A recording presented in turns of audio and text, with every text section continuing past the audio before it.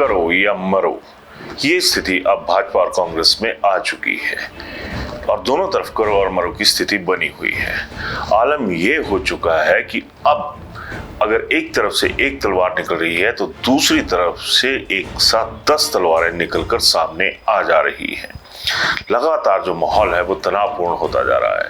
खैर, आज मुद्दे की बात यह है कि आखिर होगा क्या, और उससे भी बड़ी बात यह है कि आखिर अब चल क्या रहा है। तो जो चल रहा है वो आर पार की जंग ही चल रही है। पिछले दिन मुख्यमंत्री सुखविंदर सिंह सुक्खू ने एक बयान दिया और उसमें कहा कि क्रशर्स की वजह से जो हमारे पुराने विधायक रहे थे वो नाराज थे। और आज उसी संदर्भ में प्रदेश में कैबिनेट मिनिस्टर राजेश धर्मानी भी बिलासपुर में मीडिया के सामने आए और उन्होंने भी तमाम लगभग वही बातें दोहराई जो कि मुख्यमंत्री सुखविंदर सिंह सुक्खू ने कही थी। लेकिन फर्क सिर्फ इतना था कि धर्मानी ने जो ये जंग है इसमें पहली दफा ये हुआ कि भाजपा को आपस में लड़वाने का मसौदा तैयार करवा कर रख दिया। धर्मानी ने कहा कि ये जो कुछ भी हो रहा है ये कायदे से भाजपा का एक गुट धूमल फैमिली को सियासत में जमीन दिखाने के लिए काम कर रहा है। उन्होंने बकायदा तर्क भी दिए। धर्मानी ने एक कंस्टिट्यूएंसी का जिक्र किया जहां पर उनके कांग्रेसी विधायक जो थे पुराने वो बागी हुए हैं। उन्होंने प्रोफेसर प्रेम कुमार धूमल की जो कंस्टिट्यूएंसी रही है सुजानपुर, वहां से सिलसिला शुरू किया। कहा कि अगर राजेंद्र राणा को भाजपा अपने में समाहित करती है तो ये कहीं ना कहीं प्रोफेसर धूमल की फैमिली के साथ, अनुराग ठाकुर की फैमिली के साथ एक बदला लेने की कवायद होगी।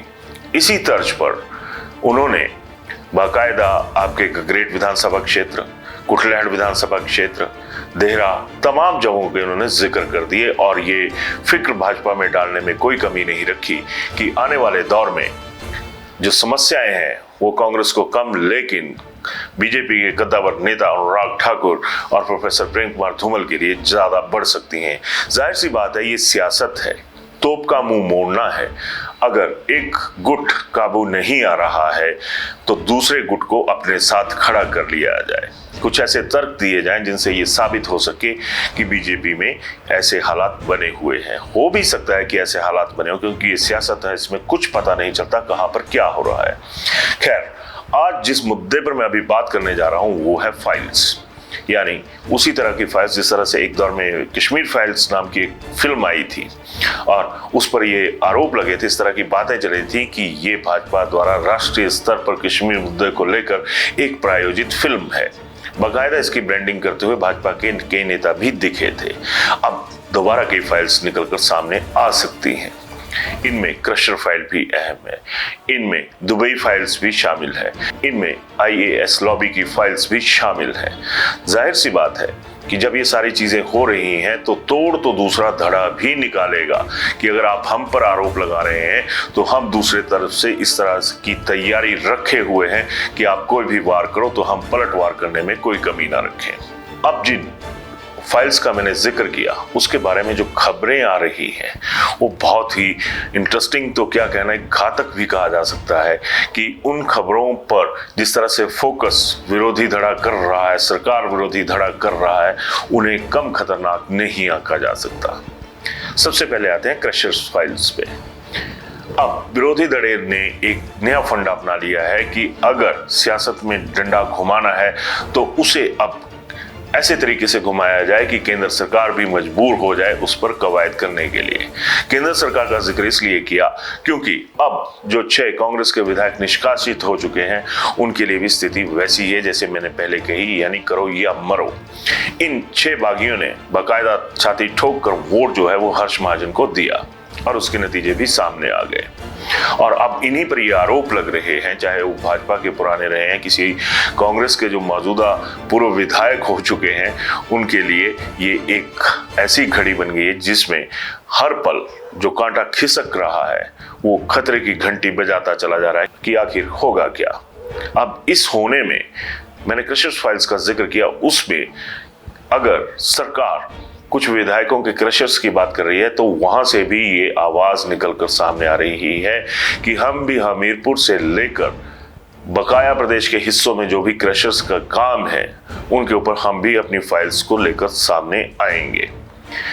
अब इस खबर में आप इशारों को समझिएगा, क्योंकि सियासत इशारों में चलती है और ये लोग जब सियासत करते हैं तो खुलासा तभी होता है जब वो इम्प्लीमेंट हो जाती है। अब दूसरी बात आ गई दुबई फाइल्स की।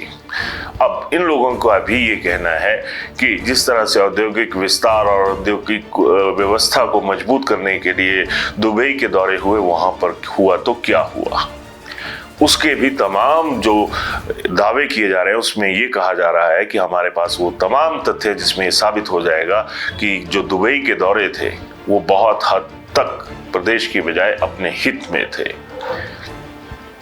साथ ही यहाँ पर एक और फाइल है और उस फाइल को नाम दिया जा रहा है रियल एस्टेट फाइल, यानी रियल एस्टेट से जुड़े हुए मुद्दों पर बात की जाएगी और इन्हीं मुद्दों को आगे लेकर सामने आया जाएगा।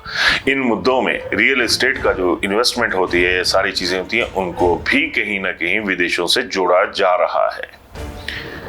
तो कहा जा सकता है कि ये जो माहौल अभी कश्मीर फाइल्स की तर्ज पर पॉलिटिकल फाइल्स का बन रहा है, ये आने वाले दौर में कोई बड़ा धमाका कर सकता है। अब आती है एक और फाइल, वो है IAS फाइल, यानी इंडियन एडमिनिस्ट्रेटिव सर्विसेज के अफसरों की फाइल। अब इस बाबत जो खबरें आ रही हैं उनमें ये बताया जा रहा है कि 3 IAS ऑफिसर्स जो हैं वो इसकी चपेट में हैं और उनके भी जो तमाम क्रियाकलाप रहे हैं उनके ऊपर भी जो रोशनी है अब वो जनता के बीच उसके आंगन में बिखेरी जाएगी। अब बिखर तो चुका है सब कुछ, अगर देखा जाए अभी तक कांग्रेस बिखरी हुई नजर आ रही है। तो अब जिस तरह से ये डिफरेंट फाइल्स खोलने का सिलसिला जिस तरह से बताया जा रहा है कि ये शुरू हो सकता है, तो इसे कम घातक नहीं आंका जा सकता। अब आते हैं दूसरी बात पर। प्रदेश के तमाम नेताओं की जो हलचल है वो अब शिमला या प्रदेश के अन्य हिस्सों की बजाय चंडीगढ़ और दिल्ली में ज्यादा नजर आ रही है और ये कयास भी लगाए जा रहे हैं, ऐसी अफवाहें कह लीजिए या कुछ और कह लीजिए, ऐसी बातें भी निकल कर सामने आ रही हैं कि कांग्रेस के कुछ नेता दिल्ली दरबार जाकर भाजपा के आगे कोई ना कोई सेटिंग करने के मूड में लगे हुए हैं। यहाँ पर एक तथ्य और भी सामने आ रहा है कि इस मुहिम को भाजपा के जो आला दरबार है उसमें पहुंचाने के लिए उत्तर प्रदेश के एक मंत्री हैं, उनका सहारा लिया जा रहा है। तो मंगलमयी हालात में जो मंगल रास्ता चुनना है, जो मंगल हालात बनाने हैं, उसमें यूपी के इन मंत्री जी का भी अहम रोल बताया जा रहा है कि ये तमाम उन कांग्रेस के नेताओं के साथ बातचीत कर रहे हैं जो हिमाचल में ऐसा लग रहा है कि कभी भी खिसक सकते हैं। लेकिन ये नहीं कहा जा सकता कि ये सारी चीजें एक तरफा हैं। जब भी कोई दिल्ली जाता है तो अक्सर सरकार की तरफ से ये बयान आता है कि ये तमाम नेता हमसे बात करके दिल्ली दौरे पर निकले हैं, लेकिन दिल्ली में जाकर जो दौरा, सियासत का दौरा पड़ने की खबरें आ रही हैं वो कम रोचक नहीं है। तो ऐसे में जिस तरह के हालात बने हैं उनमें यह अंदाजा लगाना भी मुश्किल नहीं है कि अगर ये फाइल्स का जो सिलसिला है ये चल निकला तो ना जाने क्या क्या फाइल्स जो हैं वो सामने आएंगी। सियासतदानों की बातों पर भरोसा करना थोड़ा सा मुश्किल होता है, लेकिन जब बात तमाम सियासतदानों के हितों की आ जाए तो वार ऐसे होते हैं कि वो घातक भी हों और उनका असर भी दूरगामी रहे। तो जब ऐसे हालात बन चुके हैं तो ऐसे में ये कहना भी गलत नहीं होगा कि सबको अपनी अपनी रोशनी का इंतजार है। देखना ये होगा कि अंधेरा किसकी तरफ को पसरता है। अभी तक अंधेरा और रोशनी जो है वो दोनों 50-50 बंटे हुए हैं। खबरें तो ये भी हैं कि जिस ईडी का जिक्र अक्सर सियासत में अब आम हो चुका है कि ईडी आएगी, ईडी शिकंजा कस देगी, तो हिमाचल में भी अब ईडी के आने के बाबत जो खबरें हैं वो आनी शुरू हो चुकी हैं। लेकिन सवाल ये है कि अगर ईडी आती है तो उसको भी तो तथ्य चाहिए होंगे, तो ये तथ्य ईडी को किसने मुहैया करवाए, और अगर करवा दिए हैं तो इसका असर क्या रहेगा।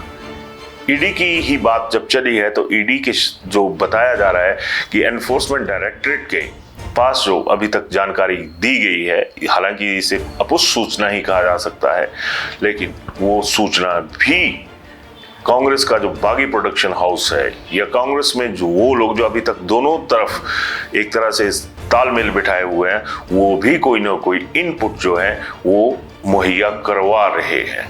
इसकी चपेट में भी अगर आईएस लॉबी आई है तो इसमें नॉमिनेटेड और इलेक्टेड दोनों तरह के कांग्रेस के लोग शामिल बताए जा रहे हैं। लास्ट बट नॉट लीस्ट, क्योंकि ये सिलसिला जो है वो अभी कुछ दिन और चलेगा, हर रोज नई डेवलपमेंट्स होंगी।